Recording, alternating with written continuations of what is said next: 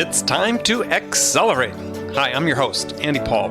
Join me as I host conversations with the leading experts in sales, marketing, sales automation, sales process, leadership, management, training, coaching, any resource that I believe to help you accelerate the growth of your sales, your business, and most importantly, you. Hello, and welcome to Accelerate. Today is another episode of Frontline Friday with my very special guest and regular guest, Bridget Gleason. Bridget, how are you this morning? I'm doing super. Good morning. Good. That's good to hear. So I think we did an episode without a weather report. How's the weather where you are? How could we have done that? I don't know. You've got to go back. We'll get emails from the listeners there. Exactly, saying we don't know what the weather is, and we need to know. Weather here in California is beautiful. There was a little bit of rain this morning when I was out running, but it looks clear and nice and all good. Can't complain. What about you, Andy? Where are you today? Where in the world is Andy Paul? That's the first thing we need to know. Right. I'm in my San Diego office today. Very nice. Not a cloud in the sky down here today. So it's very nice. That's very nice. Yeah. Nice to escape from New York where spring hasn't really made up its mind whether it wants to make an appearance or not. Well, and didn't in Southern California, I don't know if you were there last week, didn't they also, wasn't spring struggling to make her appearance also in Southern California last week? Wasn't it a bit rainy? Actually, I was up in your neck of the woods last week in the Bay Area, so it was raining. Yes, we're in the San Francisco area. So yeah. So anyway, so today I thought we'd do is you and I we talk at public events and certainly attend a lot of conferences and work with clients and companies that you advise and I advise, and we hear a lot of sort of common questions from sales managers, sales leaders, CEOs, entrepreneurs about sales. And I thought we would take on some of those questions today that sort of the most common ones and sort of talk through them.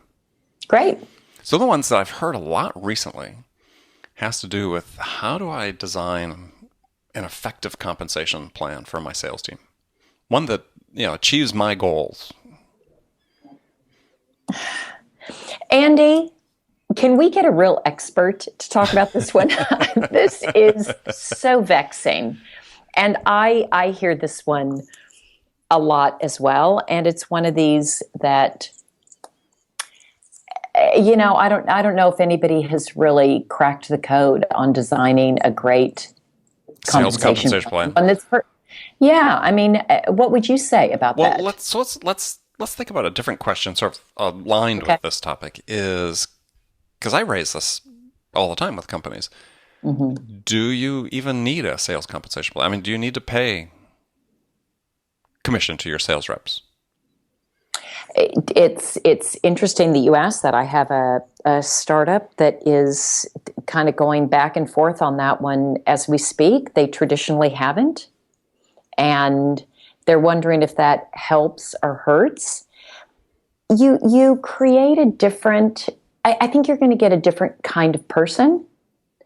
And I don't think that's necessarily good or bad. I think that just is. If it's a flat rate, regardless of what you bring in or not, versus somebody that really is looking to go, they want to know that if they work 14-hour days, that they potentially could make more money than the people that aren't.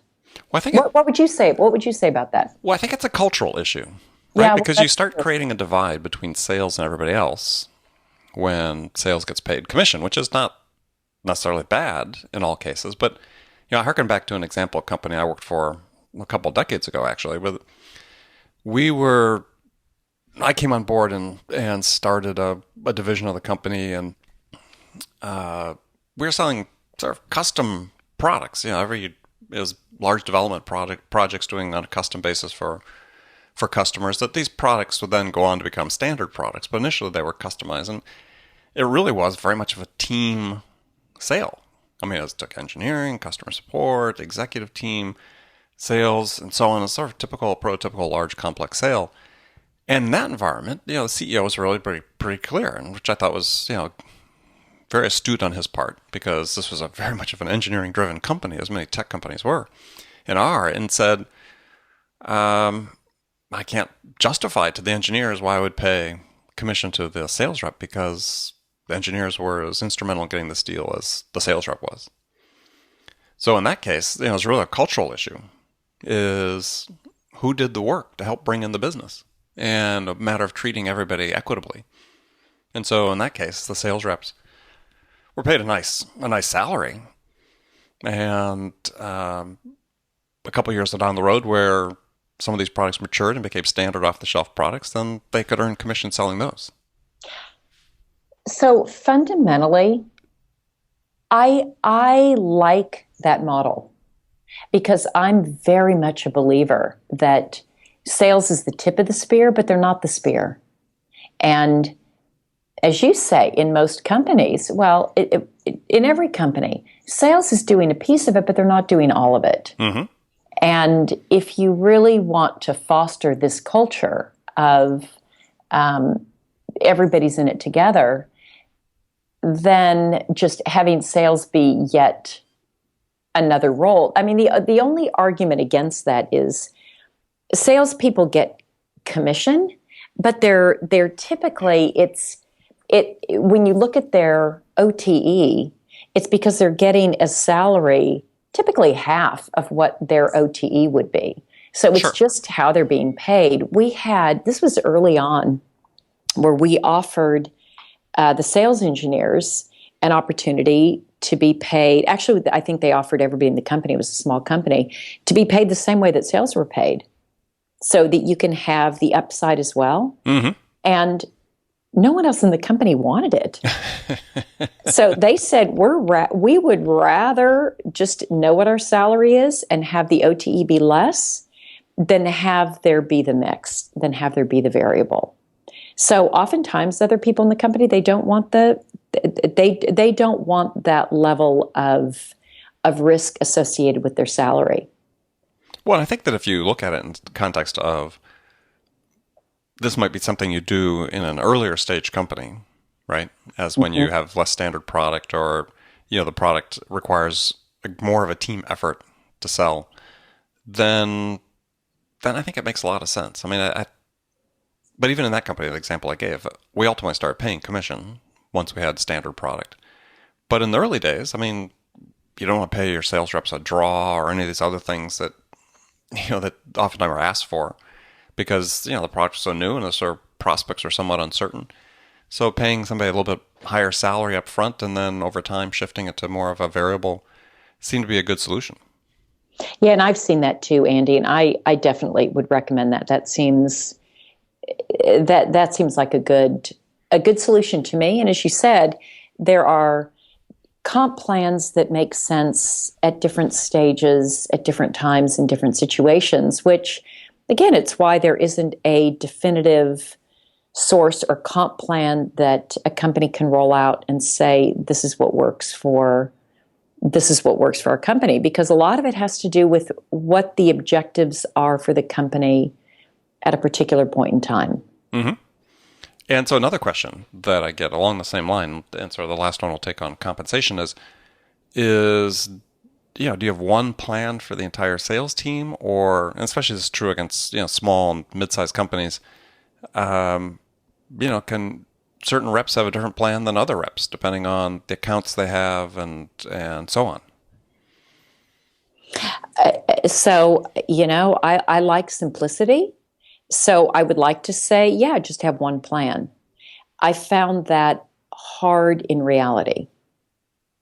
So sometimes it's you've got different plans because somebody is handling SMB and small accounts versus mid-size or larger accounts. Mm-hmm. Or maybe somebody's handling all inbound and somebody else is having to do outbound, which may be harder to get into. So it's okay to have different plans for people doing different jobs within sales. I think so. I think it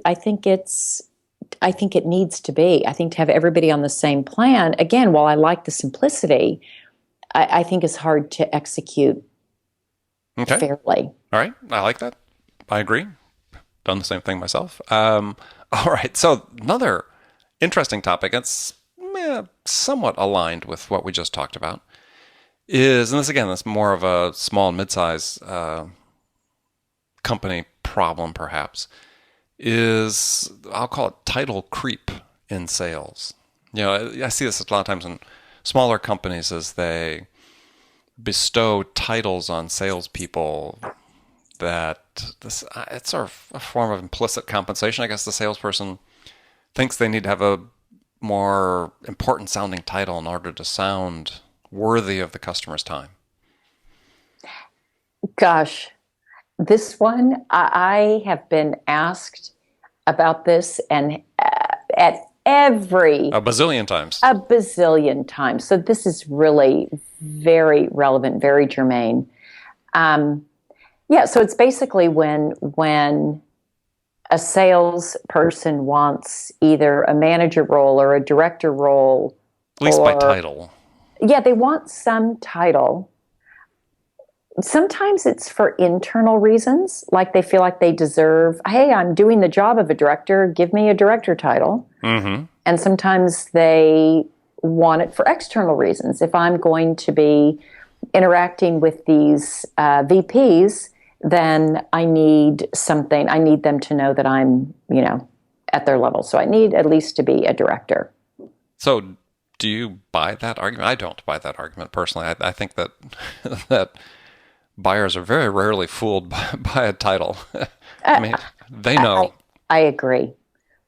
For the external, for sure, they know. And what is a VP at one company could be a senior manager at a large company. I mean, so I think that's one thing that I also find it when hiring, I was going to say, is some people tell me, but I was a director here, I was a VP here, I don't want to go backwards. So, well, you were a VP at a 6-person startup, and now you're going to a 300-person company.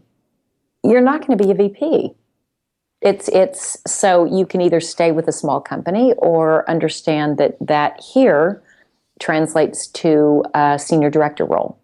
Yeah, so I mean, one of the lessons for managers that are listening to this is that it seems like easy currency to give away when you're hiring people to bestow titles on somebody. Situations you just talked about, somebody wanting the VP title. You're not doing them any favors, for one.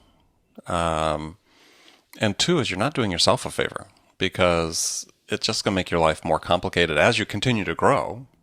I've seen this in startup after startup they hired somebody early on as a VP just because it was easy to make them a VP, but then as the company grows, this person's out of their depth altogether.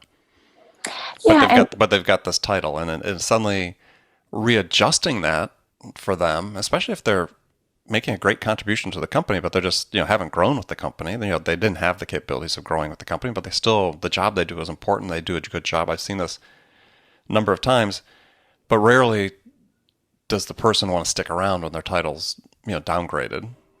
But if they had been brought in at the appropriate level and done the great job and rewarded as such, there wouldn't have been a problem. Yeah, there was one client that I had when I was consulting, Andy, and I worked with this client who shall remain nameless for about 4 years. And I watched the title creep, and it was humorous really to watch, where they started giving director titles like they were going out of business. Mm-hmm. So they started giving director titles, and then the directors said, well, hey, we've got so many directors, I need to be a VP. And then you had this large group of VPs, and then one person was promoted to a SVP. And then pretty soon you saw, and sometimes, Andy, it was funny, I think the VP of marketing just took the title and changed it on the website, and suddenly he was SVP. And then you got all these SVPs. And then people started clamoring and say, well, I think I need a C. I want to be the CTO, the CRO, the CFO, the CIO, and I thought, God, this is so funny just to watch over the course of 4 years how this issue of giving the titles away too easily just creates this title creep that at the end of the day doesn't doesn't really mean anything, and actually creates a lot of problems internally. Yeah, so I think the bottom line lesson is that if you're hiring a sales rep and they say they need a title so that the buyer will respect them, then you've got the wrong person for the job. Yeah, that's true. That's true. Because the buyer sees through it anyway. They know where the authority sits. I mean, they know if it's just a title or if it's actually a thing. Right. So, yeah, you're not doing that person a favor. And if they think they need that to make themselves more, to be able to open doors and talk to more people, we know that doesn't work either. Correct. Okay, good. Well, we're going to take a short break. We'll be back talking about more questions we've been hearing recently in sales. Frontline Friday with my guest, Bridget Gleason. Hi, this is Andy.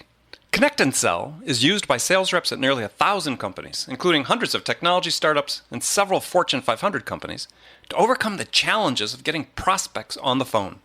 Companies using Connect and Sell grow their revenues faster by enabling their sales reps to have more sales conversations in 90 minutes than they could otherwise achieve in an entire week. Connect and Sell can be deployed directly to your sales reps, or you can take advantage of their outbound on-demand service, which delivers qualified prospect meetings scheduled directly on your sales reps' calendars. Visit connectandsell.com to learn more about how Connect and Sell can start filling your pipeline today. All right, welcome back. Frontline Friday, we're talking about hard sales questions that sales management questions we've been hearing recently. Yeah, we've talked about how to design a sales compensation plan that works, which we sort of answered. We talked about title creep in sales. So next one's a hard question, and I get asked this frequently: is how do you terminate an underperforming sales rep? This is a really hard task. I mean, terminating anybody, you're messing with people's lives. It's a difficult task, but how do you do that? And how do you, maybe another parallel question that comes along with that is, how do you know that you've seen enough that the person can't turn it around, that it's the time to make that decision? Yeah, and unfortunately, if you do this job for any length of time, the job being a VP of sales job or a manager, director job where you're managing people, you're going to have to learn how to do this, how to terminate employees and how to do it effectively. And your last question on there is, how do you know when you've given it enough time? And I think one of the important things is, I don't want anyone to be surprised if there's going to be a termination. Sometimes it's if there's a layoff is different than if it's performance related. Yeah, let's stick with performance related. Yeah. So with performance related, it's the job of the manager to set clear expectations, both activity related as well as results related, and that those are reviewed on a periodic basis. And when I say periodic, I mean no more time, no lengthier than weekly. So there should be frequent, and a sales rep should know how they stack and what they're doing. I know a lot of people here use, or who are listening, use Salesforce. We have we call it a standards of performance dashboard. And we talked in an earlier episode, Andy, about books we like. And one of the ones that we talked about was Bill Walsh and The Score Takes Care of Itself, and this notion of standards of performance. And the reason I put that into place is so that a rep can see on his dashboard every day, every minute, red, yellow, green, where they are in terms of my expectations, in activities, in results, and there are no surprises. And it gives a manager the opportunity to talk about, this is where you are, how do we get better, and putting plans in place to how we can improve on these different things.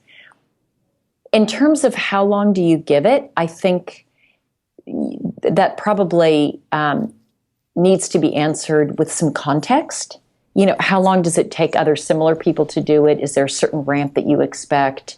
What's the context in terms of how long it's taken other people to do it? But I would say within the first 3 months, sometimes within the first month, you can tell. When they're a new employee. Yeah. Yeah, I was talking about somebody that maybe you need to do a turnaround on. So someone who's been doing well and the performance falters. Right. Yeah, well, I would say that within a quarter. Yeah, I think that... If I just have a gut for, again, not having context around a particular situation. Yeah, I think I would say within a quarter. Yeah, I mean, to me, this is really a tough topic because, for me, any rep that fails, I've always seen as a personal failure. Either I made a mistake in hiring the person, or I haven't done a good enough job coaching and managing the person to help them succeed. And I think it's an aspect that managers oftentimes don't look at, is when someone's struggling, is to look at what you yourself are doing first to help them. And it may be one thing to say, yeah, I'm going through the motions, we've got our weekly one-on-ones, and I do coaching, blah, blah, blah.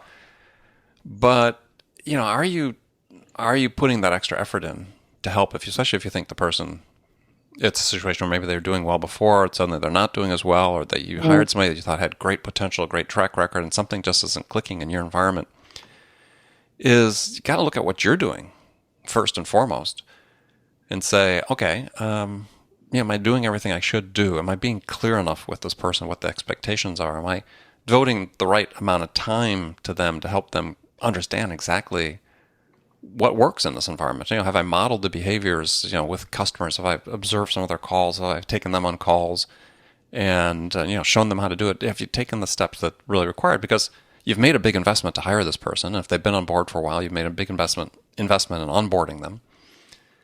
You need to make sure you put enough time into making sure that you've done what you can do to salvage them.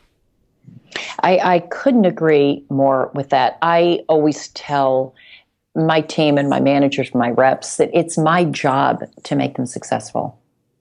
That's my job. So I also feel like the first thing to look at is, what am I doing or not doing, particularly if it's a frontline manager for me, and what are the managers doing or not doing to help enable someone to be successful. I think that's a really, really, the first place to look when someone is struggling is, have we given them what they need? Have we enabled them to be successful? And if not, what can we be doing to help them achieve what we want them to achieve? Especially if you're in an environment where you have a rigorous hiring process, as it sounds like you do, then somebody gets by that screening and gets on board and it's not working, then it's really, you have to to stop and think, okay, well, what could we be doing better for this person? Because we thought they were worth the effort and the investment to bring on board. Right. And then, like you said, if there is something wrong and you do need to terminate them, looking at, was it a hiring issue? Was it a miss somehow? And if it was a miss in the hiring, why was that? And what do we need to do? What do we need to look for, do differently? Because it's painful. I mean, if it's costly and painful and disruptive to bring somebody on that doesn't work, you look at it from a rep's perspective, and let's magnify that. It's a lot more disruptive for the individual when it doesn't work out. Oh, yeah. I think we all have horror stories about, letting people go and finding out that there's things going on behind the scene in their personal lives and others that maybe if you had spent more time, you might have found out that were really, and, you couldn't do anything about those. You can't take on all that. But yeah, we've all had that stories, that I said, very disruptive of people's lives. But I think the message I have for people is as you said, the standards of performance, your dashboard, your metrics are so important. But even in there, it may be telling you a different story than just this person isn't working. It's this person needs to learn more about what it takes to do this job, and then the metrics may start having more relevance for them. Yeah, and the metrics really are meant to be a guidepost. To if in the case of SumoLogic and the standards of performance dashboard, red, yellow, green, if I see a lot of reds, it's a signal, it's a warning, it's something's not working. And what is it? Is it the process? Is it the training? Is it the enablement? Is it the person? Is it the coaching? What is it? Something's not working. And it's really meant to be that. It's not meant to be a punishing tool, but rather what I tell the managers is and the reps is this is really designed so that I know how to help, I know where to help and how to help. Interesting. That's what it's for. Yeah, and sort of last point on this is, and it's sort of interesting, I was at a conference recently and listening to speakers talk about influence of big data in sales, and you really got the sense from certain of the speakers that, there's this trend to sort of diminish the importance of this sort of one-on-one coaching, managing aspect of the management job in favor of, hey, this is what the numbers say. And boy, those weekly one-on-ones you do, those are pointless because now we've got these, predictive analytics. They're going to tell us all this information about the forecast and the pipeline. And it seems like, that's I don't think the personal part's ever going to go away. And if it does, it's to your peril. I think the personal part will go away when there are robots doing the job. But until then, the personal part's not going to go away. We're humans. There's just the fundamental of who we are and how we operate. And that will not go away. And so I agree with you. The human element will continue to be important until you've got bots doing it, and then bots don't need it. But humans need it. Yeah, and I agree. That's not going to change. And it's, again, you take that pure data approach at your peril because you're just going to chew up and grind through people and ultimately be creating the culture that's not the one you want within your company. Or that people will not want to stay in. They're not going to want to stay in it, in that kind of a culture. Yeah, and so, again, a cautionary tale for people listening is, data's great, use it effectively. But there's a lot of managers I know that are uncomfortable with the coaching and the managing aspect of it. Yeah, it's not an excuse to lose yourself in the numbers and not do the other. You really need to step up to the bar. Do the coaching that's really Correct. required. Yeah. All right. Well, good. Well, Bridget, another great episode. And likewise, Andy, I look forward to the next one. Yeah, and thank you, everybody, for listening again. And Bridget, thank you. Wonderful. Have a great week. All right. Talk to you very soon. Thanks for listening to the show. If you like what you heard and want to make sure you don't miss any upcoming episodes, please subscribe to this podcast on iTunes or Stitcher.com. For more information about today's guest, visit my website at andypaul.com.